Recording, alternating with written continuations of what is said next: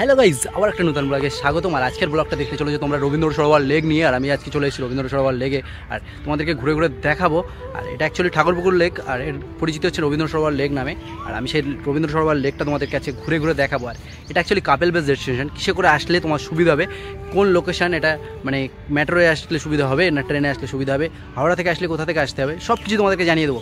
ব্লগে শেষ পর্যন্ত দেখতে থাকো আর এনজয় নিতে থাকো। আজকে রবীন্দ্র সরোবর লেক আর কাপেল বেস ডেস্টিনেশন তোমাদেরকে দেখাচ্ছি, ভিউগুলো তোমাদেরকে পরে দেখাচ্ছি। আমি দেখতে থাকো ব্লগটা শেষ পর্যন্ত আর এনজয় নিতে থাকো। আমি একদম রবীন্দ্র সরোবর লেকের গেটের সামনে চলে এসেছি। এটা হচ্ছে 5 নম্বর গেট, আর 5 নম্বর গেট দিয়ে আমি ঢুকে যাব। আমি মেট্রো থেকে বার হয়ে 5 নম্বর গেট পর্যন্ত এসেছি। আর কিসে করে এসেছি সব কিছু তোমাদেরকে জানাচ্ছি, একটু পরে জানাচ্ছি। তার আগে আমি লেকের ছোট্ট ইতিহাসটা তুলে ধরি। এটা হচ্ছে দক্ষিণ কলকাতার একমাত্র এত সুন্দর একটা ডেস্টিনেশন বলতে পারো। আর এর ভিতরে পাবে তোমরা প্রাচীনকালের দিনের অনেক অনেক অনেক ইতিহাসের গল্প। আর এই লেক নিয়ে অনেক ইতিহাস আছে, অনেক কিছু আছে। বাট এটা কাপেল বেস ডেস্টিনেশন। কাপেলরা ওই সাইডে দেখতে পাচ্ছ সব চারিদিকে বসে আছে। আর আমি তোমাদেরকে ঘুরে দেখাবো, তার সঙ্গে সঙ্গে লেকের ছোট্টখাট্ট ইতিহাসগুলো তুলে ধরবো।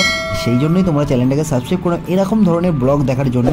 আর চলো, আমি চলে এসেছি সেই রবীন্দ্র সরোবর লেগেই ঘুরছিলাম, দেখছিলাম এতক্ষণ ধরে। আর তোমাদেরকে দেখাচ্ছিলাম রবীন্দ্র সরোবর লেগের দৃশ্যগুলোকে।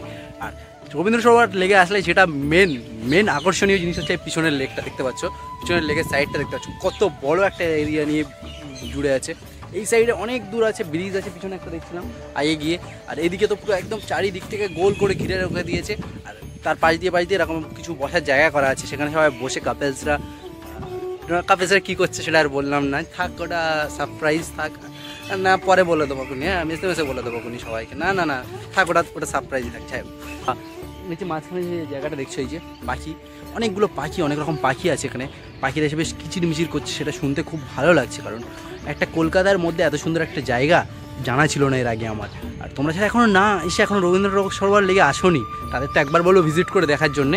কারণ এত সুন্দর জায়গা কলকাতার মধ্যে বিশ্বাস করা যায় না, এটুকু বলতে পারি। সরোবর লেগের ধার দিয়ে টোটাল চেয়ার বেঞ্চ করা আছে, তাছাড়াও সাইডে এরকম গার্ডেন করা আছে, দেখতে পাচ্ছ গার্ডেনগুলো খুবই বড়, গার্ডেনটাও খুব বড়। অ্যানাউন্সমেন্ট চলছে ওদিকে পাশে ট্রেন স্টেশনের। আর তোমাদেরকে বলেছিলাম লোকেশনটা কোথায়, আমি লোকেশনটা তোমাদেরকে জানিয়ে রাখি। যারা মেট্রোতে আসতে চাইছো, মেট্রোতে নামবে রবীন্দ্র সরোবর স্টেশন, নেবে 1 নম্বর গেট দিয়ে বেরিয়ে সামনে রেল ব্রিজের পাশ দিয়ে হেঁটে আসবে। 2 মিনিট লাগবে হাঁটতে, বেশিক্ষণ লাগবে না, 2 মিনিটের রাস্তা। অনলাইনে লোকেশান দেখবে না, লোকেশানটা অনেকটা দেখাবে। সেজন্য তোমরা আসতে মানে আমার মতো ধোকা খেয়ে যাবে, গিয়ে অটোওয়ালাদের ধরবে। অটোওয়ালা আমার নিয়েছে 60 টাকা, ওখান থেকে একটুখানি অটোই 2 মিনিট লেগেছে আমার আসতে। জাস্ট হাঁটা পড়তে 5 মিনিট লাগবে খুব জোর, ঠিক আছে। হেঁটে আসাই প্রেফার করলাম আমি তোমাদেরকে। আর যারা ট্রেনে করে আসতে চাইতো, শিয়ালদা থেকে ট্রেন আছে, টালিগঞ্জের ট্রেন আছে, ওখান থেকে টালিগঞ্জের ট্রেন ধরে চলে আসবে এখানে Rabindra Sarobar lake. Exact location Rabindra Sarobar লেকে তোমাদেরকে জানিয়ে দিলাম। আর এরকম ধরনের গার্ডেন করে রেখে দিয়েছে খুব বড় এরিয়া ধরে, সেই জন্য অনেক সুন্দর লাগছে দেখতে। লেকের তো সৌন্দর্যতা একটা আলাদা। তাছাড়াও তোমাদেরকে যারা লেকের সৌন্দর্যতা দেখায়, তাছাড়া এরকম সাইডের সৌন্দর্যতা তো দেখানো উচিত। আর তোমাদেরকে জানিয়ে রাখি, এখানে কাপেলরা ওপেন মাইন্ডেড কাজ করছে সব, ঠিক আছে। যারা আসবে ফ্যামিলিটা নিয়ে আসবে না, আসলে ফ্রেন্ড সার্কেল এসো বা গার্লফ্রেন্ড এসো।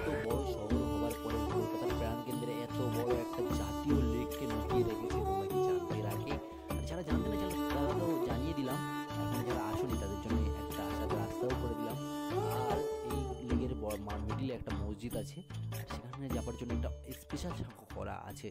তাছাড়াও এই লেকটা হচ্ছে ম্যানুয়ালি তৈরি সব থেকে বড় লেক। দক্ষিণ কলকাতার ফুসফুস বলা হয় এই রবীন্দ্র সরোবরকে। রবীন্দ্র সরোবর লেকটা আজকে তোমরা দেখছিলে রবীন্দ্র সরোবর লেক। আর রবীন্দ্র সরোবর লেক এরকম ধরনের ব্লগ আমাদের চ্যানেলে কন্টিনিউ আসতে থাকে। আর সেই জন্য চ্যানেলটাকে ব্লগগুলো দেখতে গেলে চ্যানেলটাকে সাবস্ক্রাইব করতে হবে। পাশে থাকা বেল আইকনটাকেও বাজাচ্ছ না, কারণ নোটিফিকেশন যাচ্ছে না। আর প্রত্যেকে পাশে থাকা বেল আইকন বাজিয়ে দেবে, সে ভিডিওটা লাইক করবে, কমেন্ট করবে, অ্যান্ড সাবস্ক্রাইব করবে চ্যানেলটা। কারণ এরকম ধরনের ব্লগ বানাতে অনেক কষ্ট হয়, সেই কষ্টের তোমরা যদি লাইক, সাবস্ক্রাইব আর কমেন্ট করে দাও, তাতে আমার কষ্টটা কিছুটা কম হয়। সেই জন্য বলছি তোমরা লাইক, কমেন্ট অ্যান্ড সাবস্ক্রাইব করবে। আর যারা ফেসবুক বা অন্য প্ল্যাটফর্মে দেখছো, তারা ইউটিউবে গিয়ে চ্যানেলটাকে সাবস্ক্রাইব করে নাও। তার সঙ্গে সঙ্গে ফেসবুকে যদি থাকে, ফেসবুকে ফলো বাটনটা টিপে দাও। আবার কোনো নতুন ব্লগে তোমাদের সঙ্গে দেখা হবে। ততক্ষণ পর্যন্ত প্রত্যেকে ভালো থাকবে, সুস্থ থাকবে আশা করি। বাই অ্যান্ড টেক কেয়ার সবাই।